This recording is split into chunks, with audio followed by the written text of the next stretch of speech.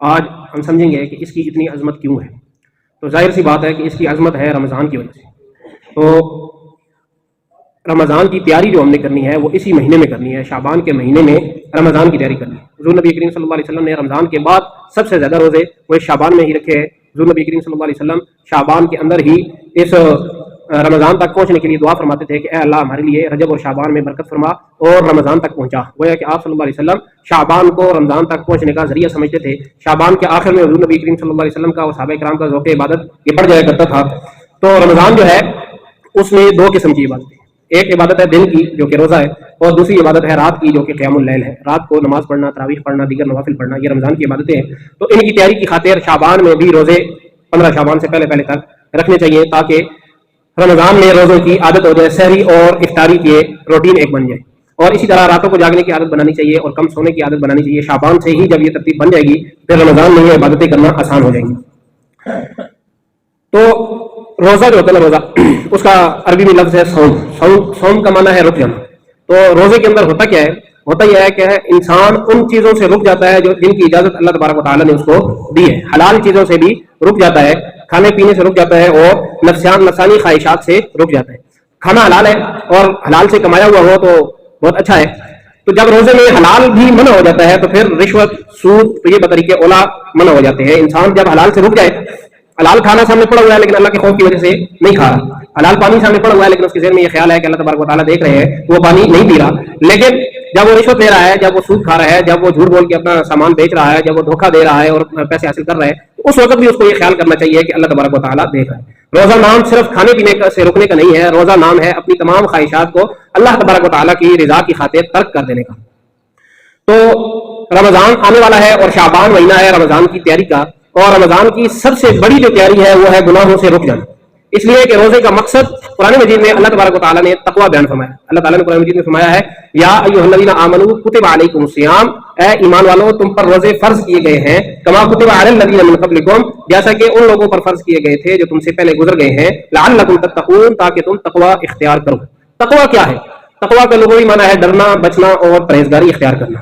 مراد یہ ہے کہ اللہ تبارک و تعالیٰ کے ڈر سے, اللہ تبارک و تعالیٰ کی محبت کے لیے اللہ تعالیٰ نے جو احکامات دیے ہیں ان کو رسول اللہ صلی اللہ علیہ وسلم کے طریقوں کے مطابق پورا کرنا, اور جن چیزوں سے اللہ تبارک و تعالیٰ نے منع کیا ہے ان سے رک جانا. تقویٰ اس چیز کا نام ہے. اور صحابہ اکرام جو ہے رضوان اللہ تعالیٰ علیہ مجمعین, وہ متقین کی صف اول میں کھڑے ہوئے. قرآن مجید جب شروع ہوتا ہے اللہ تبارک و تعالیٰ سورہ بقرہ میں ارشاد کیا فرماتے ہیں, الف لام میم ذالک الکتاب لا ریب فیہ ھدی للمتقین. یہ وہ کتاب ہے کہ جس کے اندر کوئی شک نہیں ہے اور یہ ہدایت ہے تقویٰ والوں کے لیے. تو جس وقت یہ قرآن مجید نازل ہو رہا تھا اس وقت جو مسلمان سامنے موجود تھے انہوں نے اس سے ہدایت حاصل کی. وہ کون سے مسلمان تھے؟ وہ صحابہ اکرام رضوان اللہ تعالیٰ علیہ مجمعین تھے. اللہ تبارک و تعالیٰ قرآن مجید میں فرماتا ہے کہ اولئک الذین امتحن اللہ قلوبہم للتقویٰ, یہ صحابہ کی جماعت وہ جماعت ہے کہ جن کے دلوں کو اللہ تبارک و تعالیٰ نے تقویٰ کے لیے آزما لیا ہے. تو عرب جو تھے نا, عرب ان کو اس سے پہلے روزے کے بارے میں کوئی تصور نہیں تھا. یعنی حضرت اسماعیل علیہ السلام اور دیگر جو پچھلی امتیں تھیں انبیاء کرام نے روزے بتائے تھے کہ روزے رکھنے ہیں, پچھلی امتوں نے بھی روزے رکھے ہیں. لیکن جس وقت حضور نبی کریم صلی اللہ علیہ وسلم تشریف لائے اس وقت کے جو مشرکین عرب تھے ان میں روزے کی عبادت کا کوئی تصور نہیں تھا. نماز وہ پڑھتے تھے لیکن نماز کی شکل اور حالت انہوں نے تبدیل کر دی تھی. قرآن مجید کہتا ہے وما کان صلاتهم عند البیت الا مکاء وتصدیہ, کہ ان کی نماز وہ بیت اللہ شریف کے پاس سوائے سیٹیوں کے اور تالیوں کے اور کچھ نہیں ہوتی. وہ سیٹیاں بجاتے تھے اور تالیاں مارتے تھے اور وہ سمجھتے تھے کہ ہم نماز پڑھ رہے ہیں. تو یہ سیٹیاں بجانا اور تالیاں بجانا جو ہے یہ مشرکین مکہ کا طرز عمل ہے جس کی قرآن مجید نے مذمت فرمائی ہے. اس لیے نوجوان بچوں کو چاہیے, سبھی کو چاہیے, لیکن عموماً یہ نوجوانوں کی عادت ہوتی ہے, اور ہماری تقاریب میں بھی آج کل یہ عادت ہے کہ کسی کو داد دینی ہو, کسی کی کوئی بات اچھی لگے تو وہاں پر تالیاں بجائی جاتی ہے. تو یہ تالیاں بجانا یہ اسلام کے اندر کوئی بہت پسندیدہ حرکت نہیں ہے. اسی طرح طواف کا بھی ان کے ہاں تصور تھا, لیکن طواف کی بھی انہوں نے شکل تبدیل کر دی تھی کہ وہ کہتے تھے کہ برہنہ ہو کر کپڑے اتار کر طواف کرنا یہ بہت ثواب کا کام, تو وہ برہنہ ہو کر طواف کرتے تھے.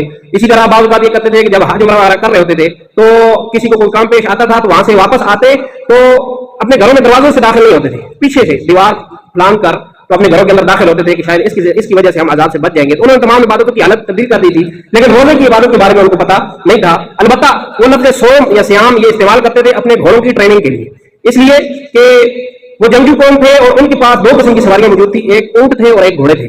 اونٹ جو تھے وہ تو عرب کے صحرائی علاقے کے حالات کے ساتھ بالکل مطابقت رکھتا تھا, کھانا پینا بہت زیادہ اس کا نہیں ہوتا تھا, ایک ہی دفعہ کھا لیتا تھا پھر کافی عرصے تک اس کو اسٹور کر کے رکھتا تھا, ابھی وہ اسٹور کر لیتا ہے.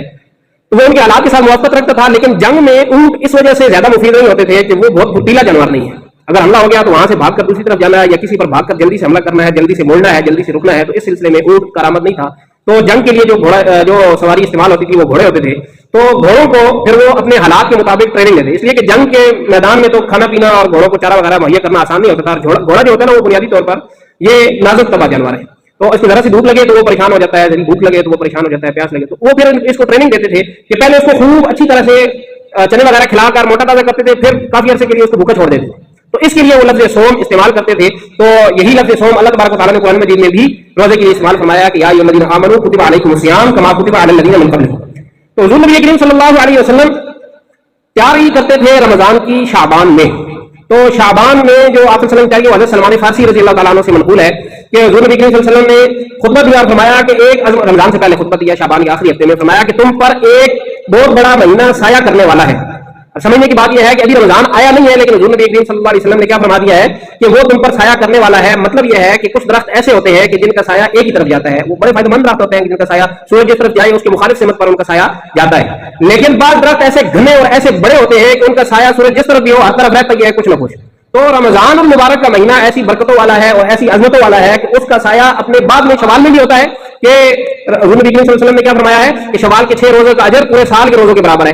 تو اسی طرح اس کا سایہ اپنے سے پہلے والے مہینے شعبان میں بھی ہوتا ہے کہ شعبان میں اللہ تبارک و تعالیٰ نے شب قدر رکھ دی, اور شب قدر کی رات میں اللہ تعالیٰ تمام مسلمانوں کی مغفرت فرما دیتا ہے سوائے مشرک کے اور سوائے رشتہ داری کے تعلق کو توڑنے والے کے اور سوائے بدعتی کے. اور یہی الفاظ جو ہے وہ شب قدر کے بارے میں بھی ہیں کہ شب قدر میں بھی اللہ تبارک و تعالیٰ تمام مسلمانوں کی مغفرت فرما دیتے ہیں, لیکن مشرک کی مغفرت نہیں ہوتی اور اس شخص کی کہ جو دوسرے اپنے مسلمان بھائی کے خلاف دل میں کینہ اور بغض اور دشمنی رکھتا ہے. تو یہ جو رمضان کا مہینہ ہے اس کی تیاری استقبال ہم نے کرنا ہے, اور یہ تیاری ہم نے شعبان سے ہی شروع کر دینی ہے. رمضان کا جو مہینہ ہے یہ خرچے بچانے کا مہینہ نہیں ہے, یہ خرچ کرنے کا مہینہ ہے. اس لیے کہ حضور نبی کریم صلی اللہ علیہ وسلم نے حدیث مبارکہ میں فرمایا کہ رمضان میں مؤمن کا رزق بڑھا دیا جاتا ہے, اور اس میں دوسروں کو افطار کرانے کی آپ صلی اللہ علیہ وسلم نے بار بار جو ہے وہ ترغیب دی ہے کہ دوسرے لوگوں کو روزہ افطار کرایا جائے. تو اس سے پتہ چلتا ہے کہ ویسے تو انسان اپنے گھر میں کھاتا رہتا ہے لیکن رمضان کے بارے میں سب سے بڑی نیکی بار بار دیکھنے سے یہ پتہ چلتی ہے کہ جہاں بھی رمضان کا ذکر آتا ہے حضور نبی کریم صلی اللہ علیہ وسلم نے بہت زیادہ زور دیا ہے اس بات پر کہ دوسروں کو افطار کرائے. اس سے یہ بھی معلوم ہوتا ہے کہ باقی جگہوں پر خود کھانے کا تو ذکر ہے لیکن دوسروں کو کھلانے کا بھی ذکر ہے, لیکن اتنا زیادہ نہیں. رمضان میں خود کھانے کا بھی ذکر ہے, اپنے رزق کو بڑھانے کا بھی ذکر ہے, اور ساتھ ساتھ دوسروں کو افطار کرانے کا بھی ذکر ہے. تو معلوم یہ ہوا کہ یہ خرچ کم کرنے کا مہینہ نہیں ہے, یہ خرچ کرنے کا مہینہ ہے. تو استقبال رمضان میں سب سے پہلا کام جو ہم نے کرنا ہے وہ ہے گناہوں کو چھوڑ دینا. رمضان کا سب سے بڑا استقبال یہی ہے کہ انسان سے بحیثیت انسان جو نبی کریم صلی اللہ علیہ وسلم فرما گئے وہ اللہ تبارک و تعالیٰ نے قرآن مجید میں فرمایا ہے کہ وہ خلق الانسان ضعیفا, کہ انسان کو اللہ تعالیٰ نے کمزور پیدا کیا ہے. اور اسی طرح کیا فرمایا ہے جو نبی کریم صلی اللہ علیہ وسلم نے حدیث میں کل بنی آدم خطاؤن, آدم کے تمام بیٹے آدم کی ساری اولاد وہ خطا ہے, خطا کرنے والی ہے, غلطی کرنے والی ہے. خاطی کہتے ہیں کبھی کبھی غلطی کرو, خطا کہتے ہیں بہت زیادہ غلطی کرنے والا. جیسے غفور ہے, غافر ہے بخشنے والا, اور غفار اس کا معنی ہے بہت زیادہ بخشنے والا. تو یہ صیغہ ہوتا ہے عربی میں لفظ ہوتا ہے مبالغہ کے لیے استعمال ہوتا ہے. جب کسی چیز کو حد سے بڑھا کر استعمال کرنا ہو تو اس کے لیے لفظ مبالغے کا استعمال ہوتا ہے. تو آپ صلی اللہ علیہ وسلم نے فرمایا ہے کہ کل بنی آدم خطاء, آدم کے تمام بیٹے آدم کی ساری اولاد یعنی کہ سارے کے سارے انسان وہ بہت زیادہ غلطی کرنے والے ہیں, لیکن وخیر الخطائین التوابون, بہترین غلطی کرنے والے کون ہیں؟ یعنی دیکھیں غور کریں کیا ہیں غلطی کرنے والے. لیکن حضور نبی کریم صلی اللہ علیہ وسلم کیا فرمایا کہ خیر الخطائین, بہترین لوگ ہیں جو غلطی کرنے والے وہ کون سے ہیں؟ التوابون, جو بہت زیادہ توبہ کرنے والے ہیں. اللہ تبارک و تعالیٰ نے قرآن مجید میں فرمایا ہے اپنے بندوں کو کہ یا عبادی الذین اسرفوا علی انفسہم, اے میرے وہ بندوں کہ جنہوں نے اپنی جانوں پر ظلم کر لیا ہے, لا تقنطوا من رحمت اللہ, اللہ کی رحمت سے مایوس مت ہو. تو گناہوں کو چھوڑ دینا یہ اصل ہجرت ہے. المہاجر من ہاجر الخطایا عن الذنوب, کہ مہاجر وہ ہے کہ جو خطایا کو, غلطیوں کو اور گناہوں کو چھوڑ کر ہجرت کر کے نیکیوں کی طرف چلا جاتا ہے. تو استقبال رمضان کا سب سے پہلا ہمارا مرحلہ کیا ہونا چاہیے؟ وہ گناہوں کو چھوڑ دینا ہے, جھوٹ کو چھوڑ دینا ہے, چغلی, چوری, دھوکہ دہی, فراڈ, ذخیرہ اندوزی اور ملاوٹ وغیرہ یہ سارے کے سارے گناہ چھوڑیں گے تو معلوم ہوگا کہ اب اسے رمضان کی تیاری شروع کر دی ہے. کیونکہ رمضان میں تو حلال مال سامنے پڑا ہوا ہو تو اس کو کھانا بھی منع ہو جاتا ہے. تو یہ جو حرام ہے اس کا کھانا بطریقے اولا, یہ تو ویسے ہر وقت بھی منع ہے, لیکن اس وقت پر انسان کی اپنی ایمانی غیرت یہ گوارا نہیں کرتی کہ میں حلال کو چھوڑ رہا ہوں, کھا رہا نہیں ہوں تو حرام کیسے کھاؤں گا. اس کے ساتھ ساتھ استقبال رمضان میں ایک سب سے اہم قدم ہے دین کو سیکھنے کی فکر, کہ ابھی رمضان آ رہا ہے, ہم نے عبادتیں کرنی ہیں, نفل نمازیں پڑھنی ہیں, فرض پڑھنے ہیں اور ذکر اذکار کرنے ہیں, اور بعض رات اس میں نیکی زیادہ ہونے کی وجہ سے زکات ادا کرتے ہیں. تو ان تمام مسائل کو, ان ساری چیزوں کو ہم سیکھ کر کریں. تو دین کو سیکھنے کی فکر ہو. حضور نبی کریم صلی اللہ علیہ وسلم نے فرمایا کہ جو شخص کسی راستے پر چلا اس وجہ سے کہ وہ اللہ کے دین کا علم حاصل کرے تو اللہ تعالیٰ اس کے لیے جنت کا راستہ آسان فرما دیتے. اور اسی طرح استقبال رمضان میں ہمارا اگلا سب سے اہم قدم وہ ہونا چاہیے کہ نمازوں کی حفاظت. वैसे तो सारा साल ही नमाजों की हिफाजत होनी चाहिए, लेकिन शाबान से ही नमाज बाजमात का एहतमाम शुरू कर दें। जो कोई काम हो उनके बारे में फिक्र करें कि कौन से काम ऐसे हैं कि जिनको मैं छोड़ सकता हूं, अपनी मसरूफियात को कम कर सकता हूं और ज्यादा से ज्यादा मस्जिद को वक्त दे सकता हूं। तो नमाज के लिए मस्जिद में आने की आदत बनाई जाए, ताकि रमजान में कि जब नफल का सवाब फर्ज के बराबर कर दिया जाता है और एक फर्ज का सवाब वो 70 फर्जों के बराबर हो जाता है, इंसान मस्जिद में जाए और जमात के साथ नमाज अदा करे। और जो मस्जिद में जाके जमात के साथ नमाज अदा करता है उसको 27 दर्जे आम दिनों में ज्यादा सवाब मिलता है, और रमजान में जब उसको 70 के साथ जरब देंगे तो कितना ही बड़ा अजर हो जाएगा। तो एक जगह पे आप काम करते हैं, आपको 100 रुपया मिलेगा, और दूसरी जगह पे उसी काम का आपको 2700 रुपया मिले। काम वही है, 4 रकातें पढ़नी, घर में पढ़ेंगे तो 1 सवाब है, तो दूसरी जगह पे करने से 2700 रुपया मिले तो बजाहिर हमें गिनती में वो नजर ज्यादा आ रहा होता है, तो हम 2700 के पीछे चले जाते हैं। और जब ये 2700 के भी 70 के साथ जरब देकर पैसे मिले, फिर तो सारे लाइनें लग जाएंगी, सारे मजदूर और सारे काम करने वाले कहेंगे कि हमने इसी जगह पर काम करना है कि जहां पर 27 जरबे 70 का सवाब मिलता है। तो रमजान का महीना जो आने वाला है उसकी तैयारी के लिए सबसे अहम कदम क्या है? नमाज बाजमात का एहतमाम शुरू कर दिया जाए। इसके साथ साथ यह है कि रमजान की जो कुरान करीम के साथ एक अहम तरीन निस्बत है, अल्लाह तबारक व तआला ने कुरान मजीद में क्या फरमाया? शाहरु रमज़ान अल्लज़ी उन्ज़िला फ़ीहिल कुरआन, कि रमजान का महीना वो है कि जिसके अंदर कुरान मजीद नाजिल किया गया है। कुरान मजीद हुज़ूर नबी करीम सल्लल्लाहु अलैहि वसल्लम दौर करते थे हज़रत जिब्राइल अलैहिस्सलाम के साथ, पूरा कुरान सुनाते थे हज़रत जिब्राइल अलैहिस्सलाम को। अपने जब मालूम हो गया कि अब मेरा ये आखिरी रमजान है तो 2 दौर फरमाए, 2 दफा कुरान मजीद हज़रत जिब्राइल अलैहिस्सलाम को सुनाया। इसके अलावा भी लोग बहुत ज्यादा कुरान मजीद पढ़ते हैं, लेकिन अगर कुरान मजीद पढ़ रहे हो और हदीस मुबारक का मफ़हूम है कि रुब्बा क़ारिइन यक़रउल कुरआन वल कुरआन यलअन, कि बहुत सारे कुरान मजीद पढ़ने वाले ऐसे हैं कि जब वो कुरान पढ़ रहे होते हैं हाल ये होता है कि कुरान उन पर लानत कर रहा हो, तो हम कहीं उनमें से ना हो। उसके फिर कौन लोग हैं कि जिन पर कुरान पढ़ते हुए भी लानत कर रहा है? एक तो वो लोग हैं जो कुरान करीम के अहकाम पर अमल नहीं कर रहे। एक बंदा है वो पढ़ रहा है कि लानतुल्लाहि अलल काफिरीन, लानतुल्लाहि अलल ज़ालिमीन, ठीक है, और लानतुल्लाहि अलल काज़िबीन, काफिरों पर अल्लाह की लानत है, झूठों पर अल्लाह की लानत है, जालिम पर अल्लाह की लानत है, और साथ वो खुद झूठा है, झूठ बोलता है, साथ वो खुद जुल्म करता है, तो खुद ब खुद भी अपने ऊपर लानत कर रहा है और कुरान की उस लानत का मुस्तहिक हो रहा है। कुरान कहता है कि नमाजों का एहतमाम करो, वो नमाजों को छोड़ रहा है। कुरान कहता है कि वजतनिबू क़ौल ज़ूर, के झूठी बात को घुमा फिरा कर करने को छोड़ दो। या अय्युहल्लज़ीना आमनू क़ूलू क़ौलन सदीदा, ए ईमान वालों सीधी सीधी बात करो। लेकिन ये सीधी सीधी बातें नहीं करते हैं, बातों को घुमाते हैं, फिराते हैं, अगले बंदे को अपनी बात के जाल में फांस लेते हैं, तो उस वक्त कुरान उस पर लानत कर रहा है। लेकिन एक आदमी ये उस वक्त है जब कोई सही तरह से उसको पढ़ रहा हो। एक आदमी है वो कुरान मजीद पढ़ रहा है और पढ़ ही गलत रहा है, वो अल्हम्दुलिल्लाहि रब्बिल आलमीन को अल्हम्दुलिल्लाहि रब्बिल आलमीन पढ़ रहा है। और अल्लाह तबारक व तआला की जो इंतहाई बड़ी सिफत है रब्बिल आलमीन, तमाम जहानों का रब, हर चीज का रब, और उसको अल्लाह तबारक व तआला की सबसे बड़ी मजम्मत में चेंज कर देता है। रब्बिल आलमीन पढ़ने का मतलब है तमाम दर्दों का रब, अब तमाम दर्दों को पालने वाला। अब दुनिया में भी हम देख लें कि किसी आदमी की निस्बत दर्द की तरह की जाए, रंजो गम की तरह की जाए कि ये वो बंदा है कि जिसके साथ रंजो गम चलता है, तो ये इसकी तारीफ तो नहीं होती। इसी तरह और भी कहीं पर अज़ाबुन अलीम आता है, ये अलीम पढ़ देता है, कहीं भी आता है कि अल्लाह ताला अलीम है, वल्लाहु अलीमुन हकीमुन, अल्लाह ताला इल्म वाला है, हिकमत वाला है। लेकिन ये कुरान न सीखने की वजह से क्या पढ़ रहा है? वल्लाहु अलीमुन, अल्लाह ताला दर्द देने वाला है। तो ये सारी जो सिफात है अल्लाह तबारक व तआला की, वो तो सारी की सारी तब्दील हो जाएंगी बुराइयों के साथ। तो उस वक्त कुरान जाहिर बात है कि लानत करेगा। तो इस लानत से बचने के लिए हमने क्या करना है कि कुरान को सीख कर तजवीद के साथ पढ़ने का एहतमाम करना है। तजवीद कहते हैं कुरान मजीद को उन आदाब और कवायद की रियायत से पढ़ना कि जिस तरह से वो नाजिल हुआ है। कुरान मजीद वरत्तिलिल कुरान तरतीला, कुरान मजीद को तरतील के साथ पढ़ो। हज़रत अब्दुल्लाह इब्न अब्बास रज़ियल्लाहु तआला अन्हु उन्होंने फरमाया कि इसका माना है ऐ जव्विदिल कुरान तजवीदा, कि कुरान मजीद को खूब अच्छी तरह से तजवीद के साथ पढ़ो। तमाम हुरूफ को वहां से निकालो जहां से अरब निकालते हैं। जिन के बाद जो है हलवे वाली हम पढ़ते हैं वो है अरब नहीं पढ़ते, वो हा पढ़ते हैं। हा खे जो होती है उसका हम ध्यान नहीं करते।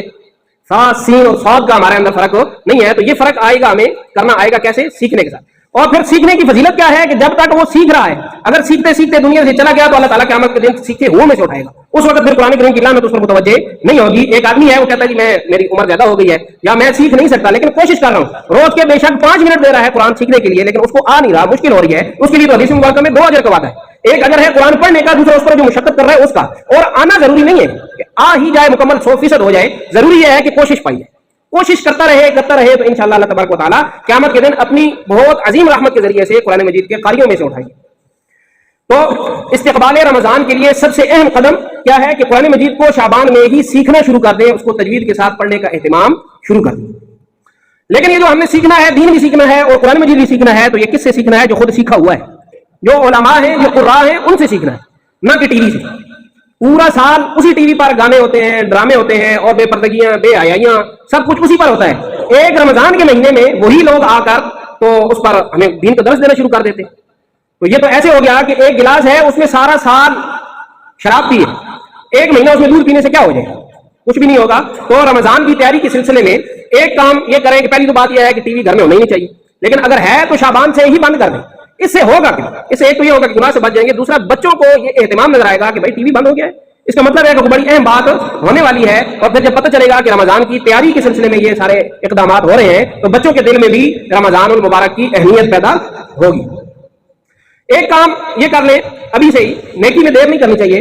رمضان المبارک میں تو یہ ہے کہ ایک فرض کا ثواب 70 فرضوں کے برابر کر دیا جاتا ہے۔ اس کے ساتھ ساتھ ایک حدیث مبارکہ کیا ہے کہ اگر انسان سے ایک نماز قضا ہو گئی اور پھر وہ اس کو ساری زندگی پڑھتا رہا تو بھی وہ جو اپنے وقت پر نماز پڑھنے کا ثواب تھا وہ اس کو نہیں ملے گا، اس کے ساتھ سے فرض تو اتر جائے گا، لیکن قضا نماز ادا نماز کے برابر کبھی بھی نہیں ہو سکتی۔ لیکن رمضان المبارک میں ایک فرض کا ثواب کتنا مل رہا ہے؟ 70 فرضوں کے برابر۔ تو ایک تو رمضان میں بھی یہ اہتمام کرنا ہے کہ نوافل تو پڑھنی ہے، لیکن کوشش یہ کرنی ہے کہ جو وقت ملے اس میں اپنی پرانی قضا نمازوں کا اہتمام کر لیا جائے۔ اس کے لیے ابھی سے شعبان سے ہی ہر نماز کے ساتھ ایک نماز قضا کریں، 2 کریں جتنی، اور قضا کے اندر یہ بھی بات ہے کہ قضا میں سنتوں کو اور نفلوں کو قضا نہیں کرنا پڑتا، صرف فرض اور وتر جو ہے ان کو قضا کرنا پڑتا ہے۔ اب ایک انسان ایسا ہے کہ جس کو معلوم ہی نہیں، اصل تو یہ ہے نا کہ ہمیں اپنے بچوں کو شروع سے ہی بتانا چاہیے کہ نمازیں پڑھنی ہے، اگر رہ جائیں تو ان کو قضا کرنا ہے، لیکن ہمارے یہاں اس چیز کا اہتمام نہیں، ہماری ترجیحات اور ہیں، ہم شروع سے ہی بچوں کو اے فار ایپل اور بی فار بک تو پڑھاتے ہیں، لیکن دین کے احکام ان کو ہم نہیں سکھاتے، اور بلکہ ان میں ہمیں شرم بھی محسوس ہوتی ہے۔ اس کی ایک وجہ تو یہ ہے کہ ہمیں خود ہی پتہ نہیں ہوتا، اور دوسری وجہ یہ ہے کہ بعض بات ہم کہتے ہیں کہ چلو یہ سیکھ لے گا، خود ہی ہو جائے گا، ہمارے ترجیحات بدل گئی۔ تو بچوں کو تو شروع سے ہی بتانا چاہیے کہ نمازیں پڑھنی ہے اور جو رہ جائے ان کا حساب رکھنا ہے۔ یہ تو بتایا جاتا ہے کہ ڈائری لکھو اور اس میں یہ بھی لکھو اور اس میں فلاں شعر بھی لکھو اور اپنے فلاں ٹیچر کی بات بھی لکھو، لیکن یہ بات کوئی نہیں بتاتا کہ اپنی ڈائری میں اپنی قضا نمازوں کا حساب رکھو تاکہ جب اللہ تبارک و تعالیٰ توفیق دے تو اس ڈائری کے مطابق نیت کر کے کہ فلاں دن کی فلاں تاریخ کی ہماری فلاں نماز رہتی ہے تو میں اس کی قضا کر رہا ہوں۔ اصل یہ ہے اگر وہ یاد نہیں تو غالب گمان کر لے کہ فلاں وقت میں وہ فلاں سفر پہ گیا تھا تو وہ ہو سکتا ہے یہ تاریخ ہو تو اس کے مطابق، لیکن پھر بھی یاد نہیں آ رہا تو اس کا طریقہ کار 2 طریقے ہیں۔ ایک یہ ایک انسان یہ نیت کرے کہ یا اللہ جو میری سب سے آخری نماز قضا ہو گئی تھی اور وہ میں نے پھر نہیں قضا کی، اس کو پڑھا نہیں، میں اس کی قضا کرتا ہوں۔ آپ تو ساتھ میں اللہ اکبر نیت کرو، دل کے ارادے کا نام ہے، دل میں کہہ لیں، منہ سے کہہ دیں، لیکن یہ نیت کرنے کہ جو آخری رہ گئی تھی اور میں نے اس کی قضا ابھی تک نہیں کی تو اللہ اکبر وہ خانے کا بھی شریف پوری نیت کر گئی تو اس کی ایک نماز وہ ہو جائے گی۔ پھر کہے گا کہ آخری جو رہ گئی ہے اس کی قضا کرتا ہوں تو پھر وہ بھی سائڈ میں ہو جائے گی۔ تو ایسے کرتے کرتے یا یہ کر لے کہ جو آخری کہہ رہے اس کی جگہ پہلی کہہ دے۔ دوسرا طریقہ کیا ہے کہ یا اللہ جو میں نے سب سے پہلے نماز جو مجھ سے رہ گئی تھی اور ابھی تک میں نے اس کی قضا نہیں کی تو یا اللہ وہ مجھ سے قبول فرمائے، اللہ اکبر۔ تو اس طرح سے قضا نمازوں کا اہتمام کیا جائے۔ رمضان میں تو کرنا ہی کرنا ہے کیونکہ اس میں پھر قضا کا ثواب بھی ہمیں زیادہ ملے گا، لیکن اس کا تیاری کے سلسلے میں شعبان سے ہی یہ کام شروع کر دیں کہ نمازوں کی قضا کا اہتمام ہو جائے۔ حضور نبی کریم صلی اللہ علیہ وسلم نے ایک دفعہ یہ مثال دی، لیکن اس سے پہلے ہم ایک مثال سمجھ لیتے ہیں آج کے اعتبار سے۔ آج کل مزدور کی جو مزدوری چل رہی ہے مثال کے طور پر 1000 روپیہ چل رہا ہے دن کا پورے کا۔ ایک آدمی گیا چوک پر مزدور کو لے کے آیا، اس نے اس کو اپنے گھر میں اینٹوں کے کام پہ لگا دیا اور مغرب تک اس نے کام کیا، وہ اس کو دیتا ہے 1000 روپیہ۔ اسی دن ایک اور آدمی وہ ظہر کے وقت لے کر آیا، ظہر سے لے کر مغرب تک اس نے کام کیا، اس کو بھی اس نے 1000 روپیہ دیا۔ اب جو دوسرا مزدور ہے اس کا وقت تو زیادہ کم ہے لیکن مزدوری اس کو اس پہلے مزدور کے برابر مل رہی ہے، تو یہ اس پہلے مزدور کے ساتھ زیادتی نہیں ہے، یہ جو کام کروانے والا ہے اس کا اس مزدور کے ساتھ مہربانی کا معاملہ ہے کہ اصل جو عام مزدوری چل رہی ہے وہ پورے دن کی 1000 ہے، لیکن یہ اس کو آدھے دن کی 1000 دے رہا ہے اور اس کو پورے دن کی 1000 دے رہا ہے، تو ہے اس کا کم نہیں کر رہا، اس کو زیادہ دے رہا ہے۔ اور ایک تیسرا مزدور وہ پکڑ کے لاتا ہے جس کو اصل کے وقت اس نے لایا، گھنٹہ 2 گھنٹے کام کروائے اور اس کو 1 نہیں 2000 روپیہ دے دیا، اس کے ساتھ تو اس کا مہربانی کا معاملہ بہت زیادہ ہو گیا۔ تو یہی مثال حضور نبی کریم صلی اللہ علیہ وسلم نے دی ہے کہ ایک مزدور جو صبح سے شام تک کام کرتا ہے وہ 1 قرات اللہ تعالیٰ اس کو ثواب دیتا ہے، دوسرا مزدور وہ ہے جو عصر سے مغرب تک کام کرتا ہے، اس کو بھی اللہ تعالیٰ 1 قرات ثواب دیتا ہے، اور قرات یہ عربی کا ایک پیمانہ ہے۔ اور ایک تیسرا مزدور ہے جو عصر سے مغرب تک کام کرتا ہے لیکن اللہ تعالیٰ اس کو 2 قرات کے برابر ثواب دیتا ہے۔ تو یہ وہ جو مزدوری ہے یہ روزے والی مزدوری ہے۔ اور جو پہلا مزدور ہے اس سے مراد یہود ہے، حضرت موسیٰ علیہ السلام کی قوم، ان کا روزہ زیادہ ہوتا تھا، اللہ تعالیٰ ان کو پورا اجر جو ان کا بنتا ہے وہ دے دیتا تھا، اور دوسری جو ہے وہ ان سے مراد عیسائی ہیں، اور تیسری مراد کیا ہے امت محمد صلی اللہ علیہ وسلم۔ حضور نبی کریم صلی اللہ علیہ وسلم کا نام نامی اس میں گرامی جب بھی آئے تو درود شریف پڑھنا چھوٹا سا صلی اللہ علیہ وسلم، یہ ایمانی غیرت کا تقاضا ہے۔ تو اس لیے کوشش کیا کریں کہ جب بھی جہاں بھی حضور نبی کریم صلی اللہ علیہ وسلم کا نام آئے تو درود شریف لازمی پڑھنا ہے۔ آپ صلی اللہ علیہ وسلم تو وصال کے وقت کہ جب تکلیف بہت زیادہ ہوتی ہے اس وقت بھی کیا فرما رہے ہیں، یا ربی امتی یا ربی امتی، اور ہم صرف یہاں پر بیٹھ کر آپ صلی اللہ علیہ وسلم کے نام کے ساتھ درود نہ پڑھ سکیں تو یہ پھر ایمانی غیرت کے خلاف ہے۔ اب ایک روزے دار ہے جس کے بارے میں حضور نبی کریم صلی اللہ علیہ وسلم نے فرمایا ہے کہ بہت سارے روزے دار ایسے ہیں کہ جن کا روزہ سوائے بھوکا رہنے کی مشقت کے اور کچھ بھی نہیں، اور بہت سارے راتوں کو قیام کرنے والے ایسے ہیں کہ جن کے لیے محنت مشقت کے سوا کچھ بھی نہیں۔ وہ کون سے ہیں کہ جنہوں نے روزے کا مقصد جو قرآن مجید میں بیان ہوا ہے، یا ایھا الذین آمنوا کتب علیکم الصیام کما کتب علی الذین من قبلکم لعلکم تتقون، تقویٰ کو پس پش ڈال دیا۔ جو روزہ بھی رکھتا ہے اور ساتھ میں یعنی اس نے اپنے منہ کو کھانے کے لیے تو بند کر لیا ہے لیکن جھوٹ سے بند نہیں کیا, چغلی سے بند نہیں کیا, غیبت سے بند نہیں کیا. اور غیبت ایک ایسی عام بیماری ہے کہ انسان غیبت کر رہا ہوتا ہے, کہتا نہیں میں تو حقیقت بیان کر رہا ہوں. غیبت میں ہوتی ہے حقیقت, یہ اگر وہ حقیقت نہ ہو تو وہ بہتان بن جاتا ہے. حضور نبی کریم صلی اللہ علیہ وسلم کے پاس دو عورتیں آئیں, رمضان کا مہینہ, صلی اللہ علیہ وسلم نے فرمایا ان کو کھانا دو. کہا نہیں جی ہمارا روزہ ہے. نہیں ان کو کھانا دو, ان کا روزہ نہیں ہے. نہیں ہمارا روزہ ہے. فرمایا تمہارا روزہ نہیں ہے, تم قے کرو. انہوں نے جب کوشش کر کے قے کی تو ان کے قے سے جو ہے وہ خون اور گوشت کے لوتھڑے برآمد ہوئے. تو آپ صلی اللہ علیہ وسلم نے فرمایا کہ یہ وہ ہے کہ جو ابھی فلاں جگہ پہ بیٹھ کے تم اور دوسروں کی غیبت کر کے آ رہی تھی. تو غیبت کے بارے میں کیا فرمایا ہے کہ یہ ایسے ہی ہے اس کا گناہ کہ جیسے اپنے مردہ بھائی کا گوشت کھانا. تو جیسے اپنے مردہ بھائی کا گوشت کھانا ناپسند کرتے ہو, کراہت ہے تمہیں اس سے, نفرت کرتے ہو, تو اسی طرح سے غیبت سے بھی نفرت کرو. اور شعبان کے بارے میں حضور نبی کریم صلی اللہ علیہ وسلم نے فرمایا کہ شعبان شہری و رمضان شہر اللہ, کہ شعبان میرا مہینہ ہے اور رمضان میرے اللہ کا مہینہ ہے.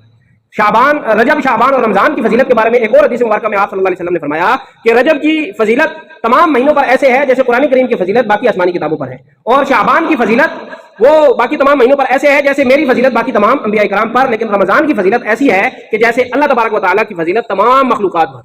تو شعبان سے ہی ہم نے یہ کوشش کرنی ہے کہ